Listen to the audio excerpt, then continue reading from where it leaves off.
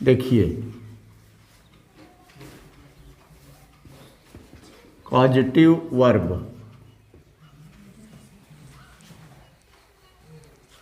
Positive verbs, इनको हिंदी में कहते हैं प्रेरणार्थक क्रियाएं। प्रेरणार्थक क्रियाएं, इसमें आता है मेक, काज, गेट और हैव।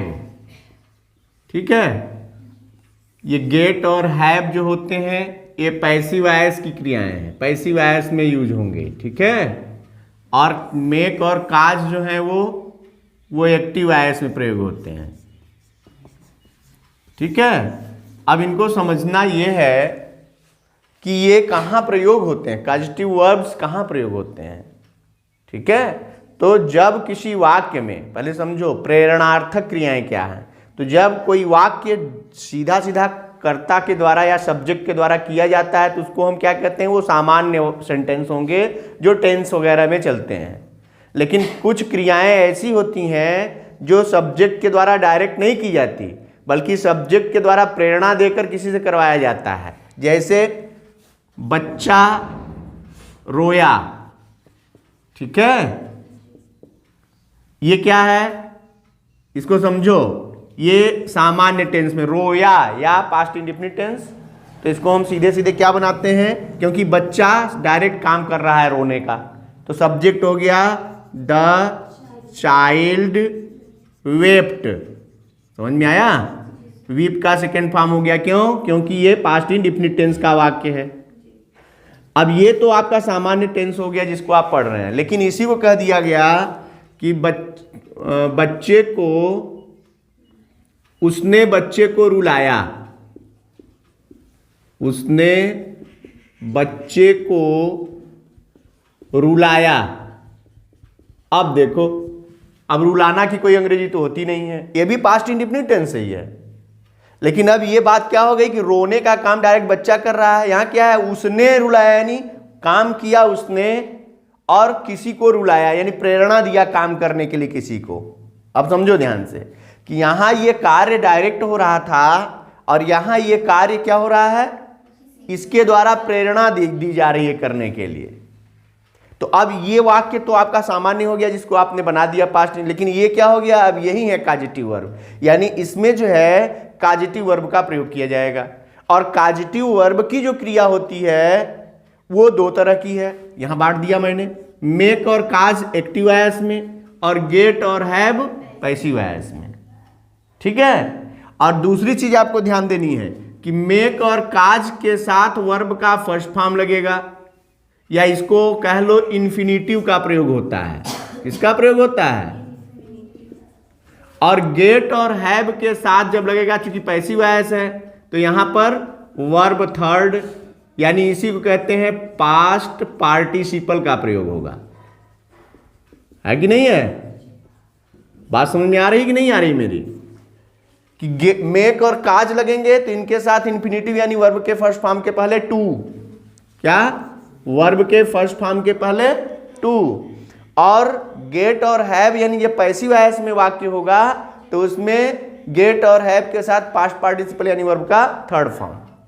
अब इसमें भी ध्यान ये देना है कि अब एक्टिव वॉइस है कि पैसिव वॉइस है, तो डायरेक्ट प्रेरणा मिल रही है बच्चे को रोने की, तो ये क्या है, एक्टिव वॉइस।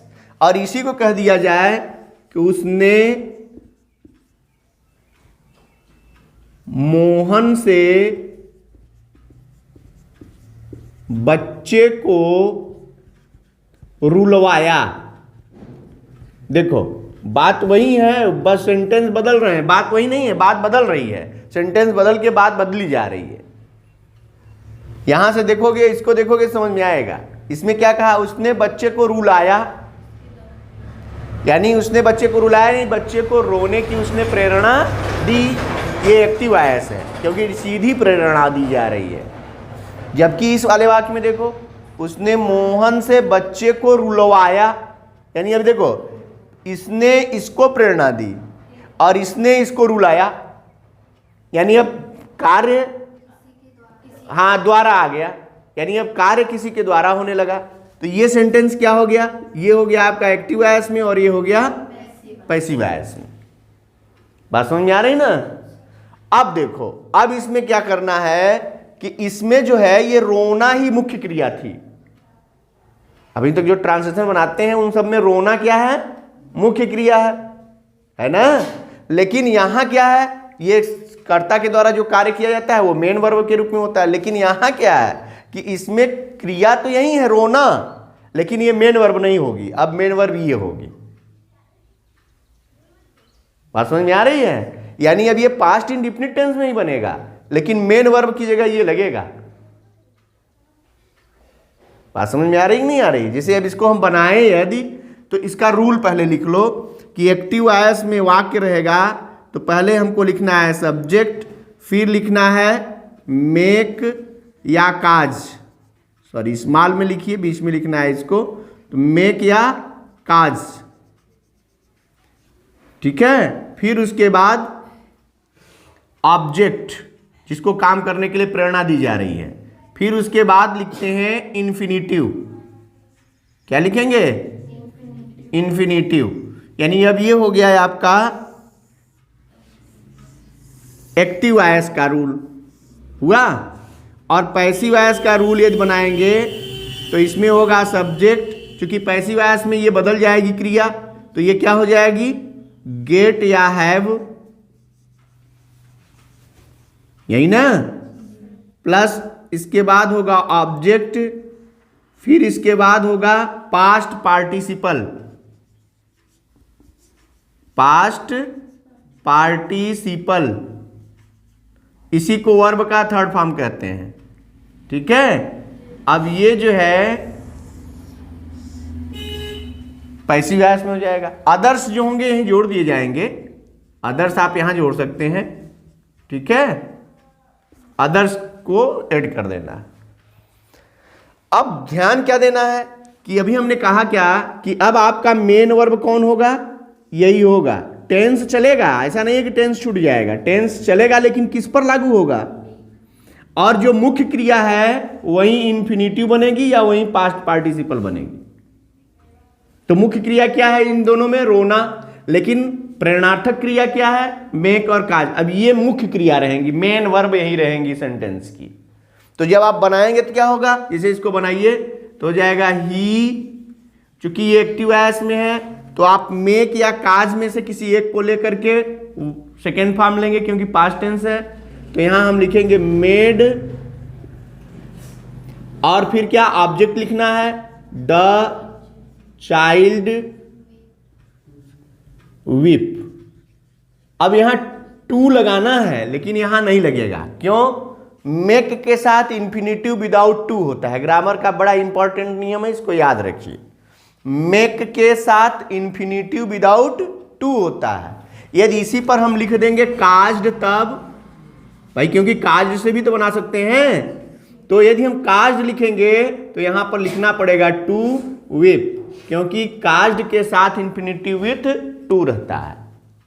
मेक के साथ इंफिनिटिव विदाउट टू और काज के साथ इंफिनिटिव विथ टू रहेगा। इन दोनों वाक्यों में ये अंतर है, जबकि दोनों का प्रयोग एक ही जगह हो रहा है, बस प्रयोग करने से जो है ये इंफिनिटिव विथ टू और इंफिनिटिव विदाउट टू हो रहा है।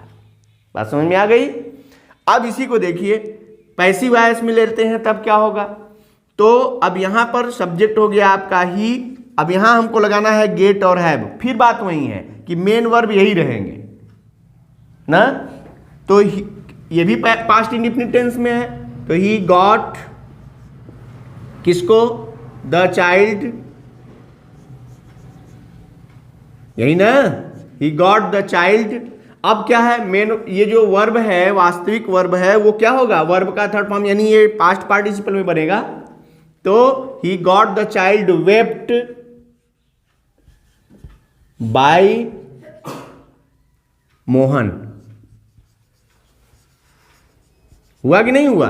और ये गॉट की जगह आप क्या लगा सकते हैं भाई, चूंकि हैव भी है तो हैव की जगह भी हम क्या लगा देंगे, हैड भी लगा सकते हैं।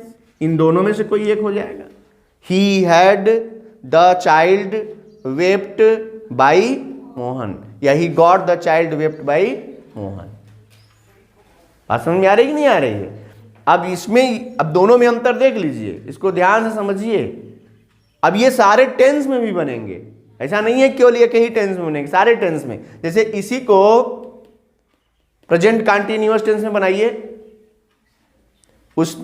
वह बच्चे को रुला रहा है, और उसके, या वह मोहन के द्वारा बच्चे को रुलवा रहा है, नहीं हो जाएगा?